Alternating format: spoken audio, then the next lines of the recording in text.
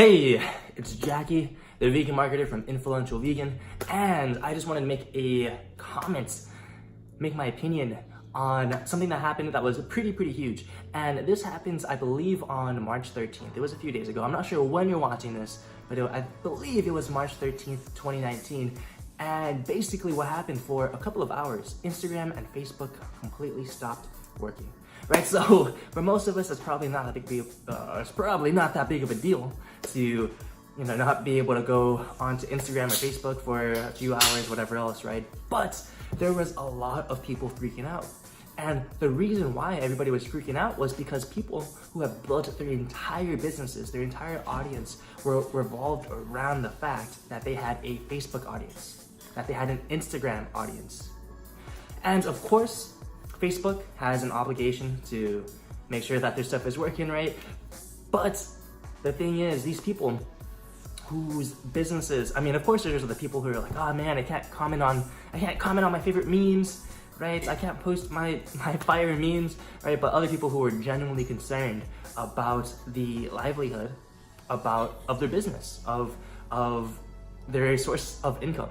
And I can imagine how hopeless and how fearful a lot of these people might have been, because imagine, you spend a year, 2 years, 3 years working on building this great audience, about creating this business around, your people on this platform, and they just crash and they just stop working. And I'm sure a lot of them were worried about not only like that actual day that they were missing sales, that they were missing, whatever else, that they couldn't talk to their audience, but they were probably worried if it was gonna get back on at all, right? And that's always a valid concern. But why I'm sharing this with you and why I wanna bring this up is because I believe this is a huge enough problem to really get this point that I made in a past video on traffic. And I'm not talking about traffic temperature, like cold, warm, hot traffic. While that is very important too, what I'm talking about today, and I think is extremely relevant with the situation, is this idea of being able to own your traffic versus renting or buying your traffic. So what do I mean? So when I talk about buying your traffic, right? So I'm talking about buying media, buying ads, paying Facebook, paying Google to put your face in front of your audience. Yeah, you put $5 a day, $10 a day, $50 a day into these ads so that they can push it out into as many people as you want, or as they see fit to put your offer in front of them. And hopefully those people click and they see your stuff, they see it, it's really cool, and that's awesome, right?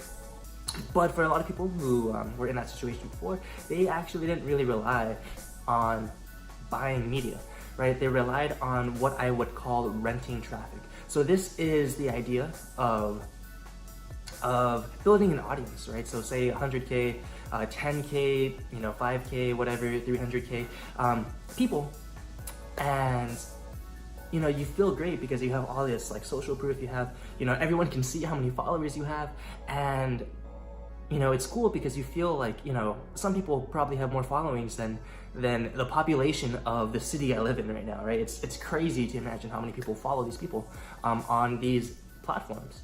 But the problem is that when you're ever trying to communicate on these platforms, even if you don't have a business account, if you're using a personal Instagram, a personal Facebook, you know the feeling that even if you have, say, 1,000 followers, right? Let alone 300,000. Instagram and Facebook are only going to show you show your audience a certain percentage of your stuff, or a certain percentage of your audience, your content. And the problem with this is, and this goes to the bigger problem, is that you are renting your audience from these platforms. You're renting your audience from Instagram, from Facebook, from Google, from YouTube. And that's cool and all to have and build an audience there, because that's where they are. It's really smart to do that. But the thing is, at any moment, they can say, hey, we don't like you. We don't want to be posting your content. So, in like that, you can completely just, they say like, hey, we don't like marketers on here. We don't like vegans on here. And in any instance, they could just eliminate your entire ability to communicate with your audience, which isn't fair, right? Of course, it's not fair for you to have worked so hard to build an audience of all these people and not be able to talk to any of them. Or say a scenario that happened a few days ago of where Instagram and Facebook just stopped working, right? It has nothing to do with you, it has nothing to do with how you failed to, talk to your audience or how you failed to communicate value or whatever else. It was because you were renting your audience through that platform. And because for whatever reason they weren't able to, they crashed, you're at risk. And it has nothing to do with your fault, right? And of course, you don't have to be responsible for it, but you are responsible to make sure that you're still able to communicate to your audience even in these scenarios, right? So what do? How do you go around this? So as I mentioned earlier, so the first thing I was talking about was buying traffic, spending ads to talk to people that you want to talk to. The second was earning or renting your traffic. So this is the idea of having your audience through Instagram, through Facebook, and you're basically telling them like, hey, can you tell my people this message? And as I mentioned, I already told you all the problems with that, but ideally what you want to have is you want to own your traffic. You don't want to have to go through these different platforms to have to talk to them.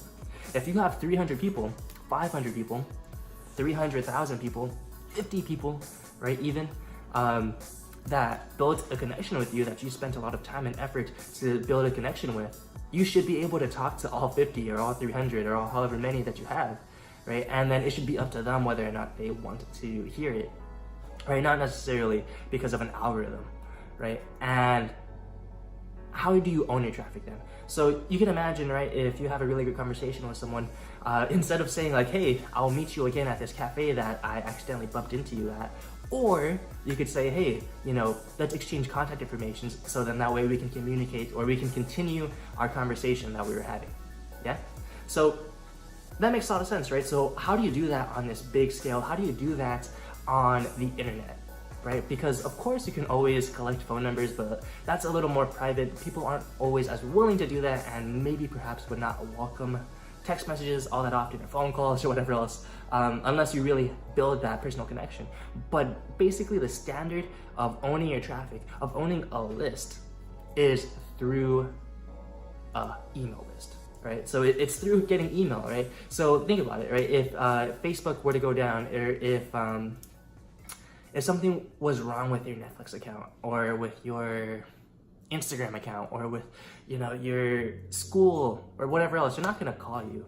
I mean, they might, they're not gonna. Basically what I'm trying to say is that they're gonna email you. Email is extremely important, and email is the backbone of what all these other platforms rely on. So you could depend on people having their email, right? Of having the email. You have to have an email to have any of those accounts, to have any platform. It's not gonna go anywhere. But it's not necessarily the email that's important, it's the idea of being able to own your list, yeah? To own your list is, or own your audience or your traffic, that is important, right? So your goal then should be, when you're renting your traffic or you're buying your traffic, you want to try to get as many of those people, as much traffic and eyeballs that you have from your ads, from your Instagram or from your Facebook or your YouTube, and to get them onto your email list. And of course you could change it to whatever else, whatever other list that you want, but for the most efficient, the most proven way of owning your list through the internet, through internet marketing, is through an email list. And that is what I'm urging you to do today, right? If you haven't already started an email list, I highly, highly, highly recommend that you do if you have these audiences, because if you don't, you're gonna be vulnerable the next time Instagram does this, or in any of the other scenarios that I told you about them just saying we don't like you, or of an algorithm change, or just being able to talk to every single person that wants to talk to you, right? And the only way you can do that is by owning a list, and you do that through email marketing. You do that by having an email list, and I guess messaging and what you say in the email is a whole nother topic, right? That is extremely, extremely important, don't get me wrong. But yes, build that email list and start talking to them on there. You want to start training your audience to receive communication from your, receive communication from you through your email, yeah? Because let's be real. So if you exchange contact information with someone and you don't talk to them for a few weeks, for a few months, and then all of a sudden you hit them up and say like, oh, hey, remember me? and I'm hitting you up so that you can buy my stuff. That's not gonna get a very good response. That's not gonna build the relationship very well.